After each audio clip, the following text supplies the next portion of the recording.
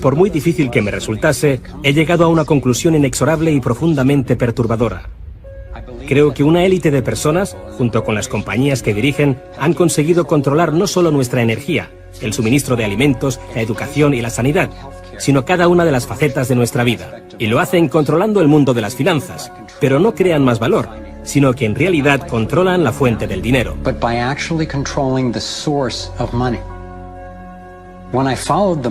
Cuando seguía el dinero, vi que me arrastraba a la cima de una pirámide. Aquí estamos en la base de la pirámide con nuestro día a día. Por encima de nosotros está el gobierno, personas a las que se les ha otorgado un monopolio de poder y lo usan para imponernos impuestos y controlarnos, estemos de acuerdo o no. Pero ¿quiénes los controlan a ellos? En el siguiente nivel nos encontramos a las compañías. Muchas personas opinan que hoy en día son ellas las que gobiernan el mundo, y no los estados nacionales, y lo denominan corporatocracia. Para conseguir los recursos mundiales y controlar los mercados, esta corporatocracia debe tener acceso a dinero barato. Las grandes corporaciones obtienen sus préstamos a un interés especial de los grandes bancos. Lo que significa que aquellos que controlan los grandes bancos, la élite adinerada, son los que en realidad controlan las corporaciones. Mientras seguía el dinero me di cuenta de que casi todas las ideas que tenía acerca del capital no son ciertas.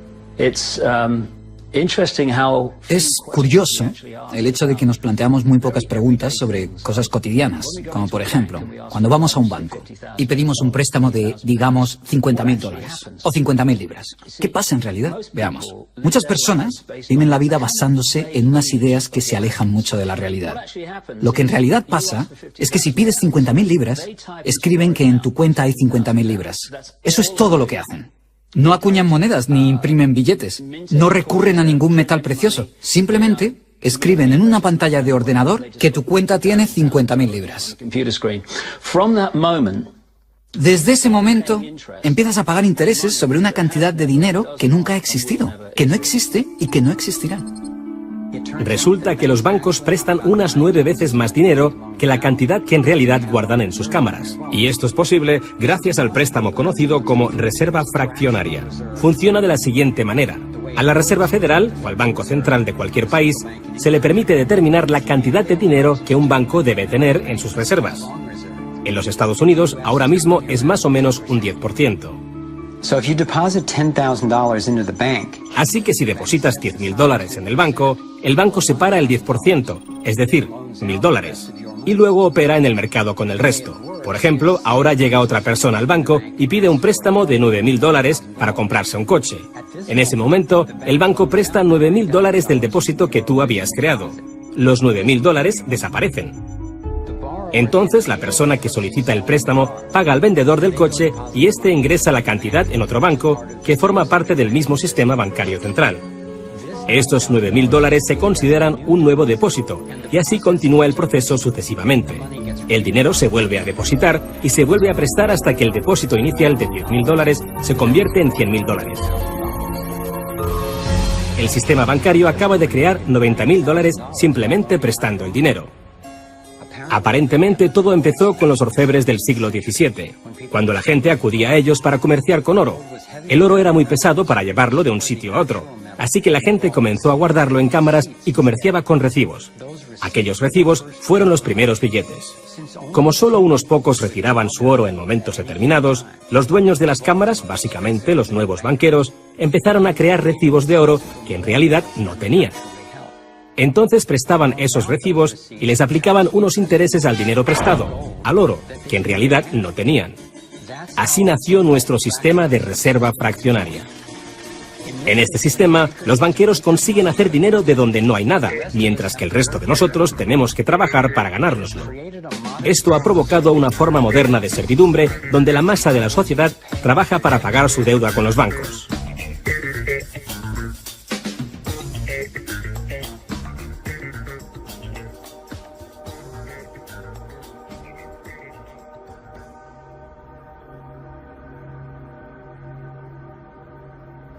Bajo este esquema de reserva fraccionaria, inevitablemente nos hemos convertido en esclavos de la deuda de una élite financiera que nos gobierna. No porque sean mejores o más inteligentes que nosotros, sino porque han manipulado el sistema para beneficiarse de una gran parte de la gente de este planeta. Catherine Austin Fitts es experta en este tema.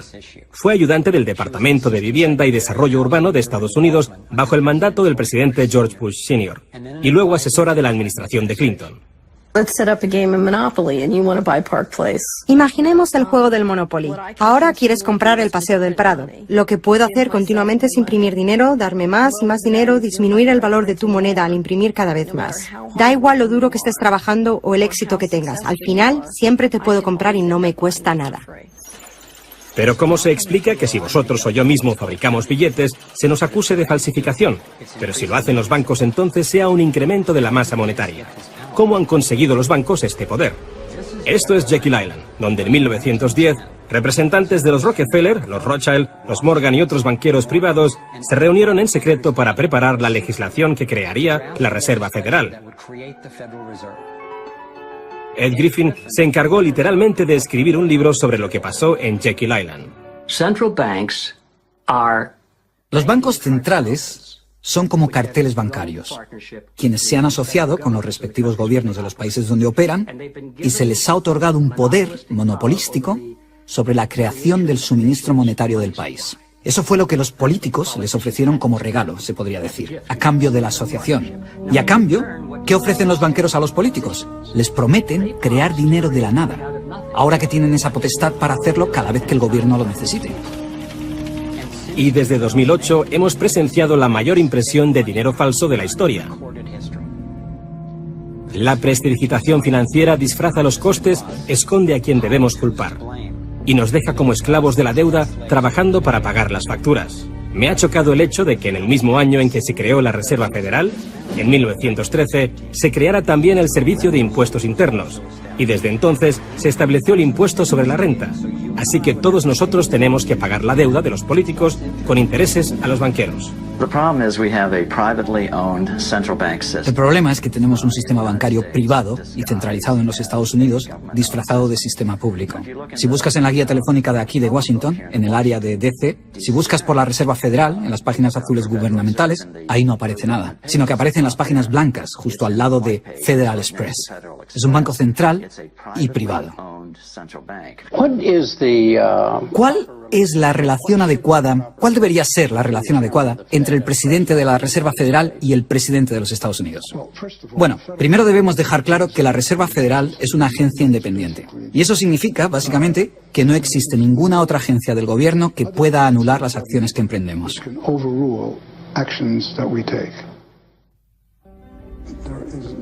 Que no existe ninguna otra agencia del gobierno que pueda anular las acciones que emprendemos.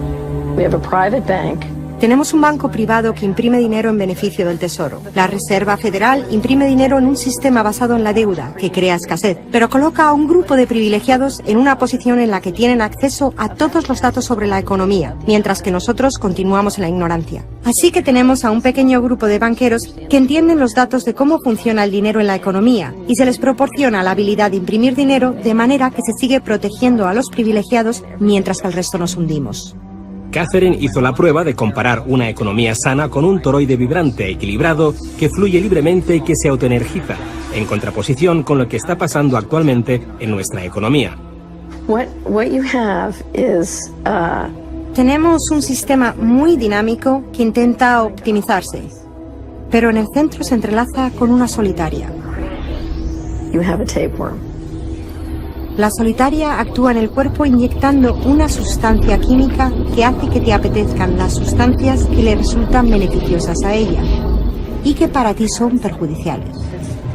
Tienes un parásito que te manipula y que se alimenta a costa del organismo. Vivimos en un sistema económico que imita a la solitaria, donde la élite financiera sería la tenia y se está alimentando de nosotros, y no les gusta que se descubran sus artimañas. Después de que Catherine comenzase a destapar la corrupción del gobierno en los más altos niveles, el FBI llevó a cabo una redada en su compañía y le requisó sus pertenencias. Tuvo que ir de juicio en juicio durante 10 años hasta que la declararon inocente. Así que tenemos a la Reserva Federal, una corporación privada con el monopolio de crear dinero, pero sin tener que rendir cuentas y que además está apoyada por el gobierno con el monopolio de la fuerza. Han engañado al país haciéndole creer que la Reserva es una institución que ayuda a estabilizar la economía y que no depende de la política. Pero de hecho, en ya casi un siglo de existencia, la Reserva Federal ha hecho justo lo contrario. Desde que se puso en marcha, nos han robado a través de la inflación y el poder adquisitivo del dólar ha disminuido más de un 97%. Y la diferencia entre ricos y pobres deja claro que el dinero va a parar a manos de unos pocos. Solo 16 años después de que la Reserva Federal accediera al poder, los Estados Unidos sufrieron la Gran Depresión. En mi investigación he descubierto que antes de que se produjese el crack del 29, la élite de banqueros sacó su dinero del mercado. Después del crack, usaron ese dinero para comprar todas las acciones baratas y los bancos en quiebra más pequeños por poco dinero. Entre los banqueros que consolidaron su fortuna de esta manera, encontramos a los Rothschild, los Rockefeller y los Morgan. Un caso similar sucedió con el colapso financiero de 2008, en el que de nuevo se volvían a beneficiar los mismos banqueros. En los años previos al colapso, los mayores bancos, incluyendo Bank of America, Citigroup y Chase, todos ellos controlados por los Rothschild, los Rockefeller y los Morgan, se forraban y comerciaban con préstamos basura cuyo dinero sabían que no iban a poder recuperar. Es como colocar unas naranjas podridas en una caja y venderlas como si fuesen de la mejor calidad. Los que habían embalado ese producto sabían que tarde o temprano alguien abriría la caja y vería que no contenía nada de valor, ya que al fin y al cabo ellos habían empaquetado dichas cajas. Cuando las naranjas podridas, lo que conocemos como créditos basura, los derivados y las coberturas por incumplimiento crediticio se descubrieron finalmente, acabó por afectar a todo el mundo. La gente empezó a perder sus casas, trabajos, negocios y fondos de jubilación. Mientras tanto, los grandes bancos, que fueron los que en realidad crearon el problema, fueron los únicos a los que rescataron. ¿Y eso por qué? ¿Por qué iba la Reserva Federal a dar a los bancos billones de dólares aunque la mayoría de los estadounidenses estuviera en contra de que los rescatasen? ¿Y por qué no ayudaron a los más necesitados en vez de ayudar a los que perpetraron el colapso financiero? Mi investigación me llevó a la conclusión de que las mismas personas que crearon la Reserva Federal, los Rothschild, los Rockefeller y los Morgan, todavía la controlaban y utilizaban esta estructura para salvarse a nuestra costa. Muchos de los bancos creados siguen siendo el lobby más poderoso del Capitolio de los Estados Unidos, y ellos sinceramente son los dueños del lugar. Estoy convencido de que el reciente colapso financiero de 2008 fue el resultado de un esquema de inflar y tirar orquestado, diseñado y ejecutado por los grandes banqueros para consolidar sus fortunas y su poder. David Icke nos explica cómo ve los denominados ciclos comerciales de la Reserva Federal. Fase 1 es como lanzar el sedal. Fase 1, colocas un montón de dinero, unidades de intercambio, en circulación. Para ello, bajas los intereses y concedes muchos préstamos. Esta es la parte del ciclo que denominamos boom. Como hay muchas unidades de intercambio en circulación, hay un montón de dinero que cambia de manos, que genera una gran actividad económica. Eso genera empleo y como se gasta más y más dinero, aumenta la demanda. Así que las compañías solicitan más créditos de dinero recién salido del horno para aumentar su producción. La gente coge confianza a su rutina. Pues resulta que trabajo para tal compañía y tienen muchos pedidos. Funciona de maravilla, tengo trabajo asegurado. ¿Y sabes qué? Estoy pensando en comprar una casa más grande. Luego empiezan a cambiar. Lo que hacen es tirar del sedal. Suben los tipos de interés. Ahora, cada vez hay menos personas que consiguen los créditos porque las condiciones de concesión se han endurecido. Y también, al aumentar los tipos de interés, una gran parte del salario de las personas se destina a pagar esa subida de los intereses y no al consumo. De repente, ya no hay tanto dinero en circulación y por tanto se compran menos cosas. Los beneficios de las compañías empiezan a disminuir, empiezan a reducir los puestos de trabajo y algunas comienzan a cerrar. La gente pierde sus trabajos. Ya no pueden pagar las hipotecas de esas grandes casas que se habían comprado cuando todo iba bien. Ahora los bancos empiezan a recoger el sedal, porque mientras la gente se declara en bancarrota, tanto las compañías como las personas, los bancos se quedan con las fortunas que sí que son de verdad. Con las propiedades, las tierras, los recursos que habían puesto como aval para que simplemente les prestasen unas cifras que solo aparecían en la pantalla del ordenador. Y llevamos siglos con este ciclo económico de tirar el sedal y recoger, de inyectar una gran cantidad de dinero en circulación, de hacerlos picar. Y lo que se ha hecho en realidad es robar. Y se ha propiciado que se acumule la verdadera riqueza del mundo en manos de unos pocos.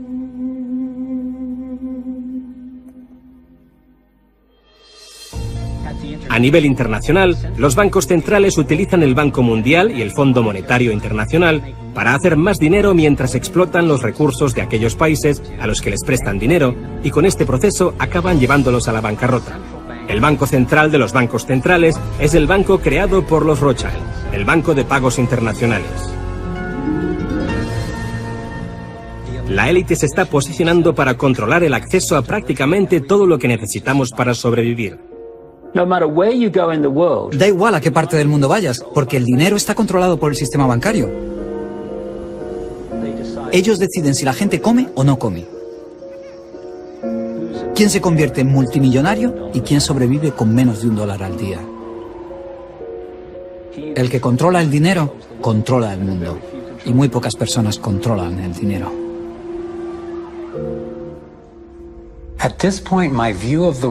Llegados a este punto, mi concepción del mundo dio un vuelco. Empecé a enfrentarme al hecho de que el fracaso y el sufrimiento de muchos es en realidad el éxito y realización de unos pocos, la élite de los banqueros que ha engañado al mundo y a los que se les ha permitido crear dinero. Todos ellos ya son dueños de vastas fortunas. Entonces, ¿cuál es su finalidad? ¿Cuáles son sus objetivos?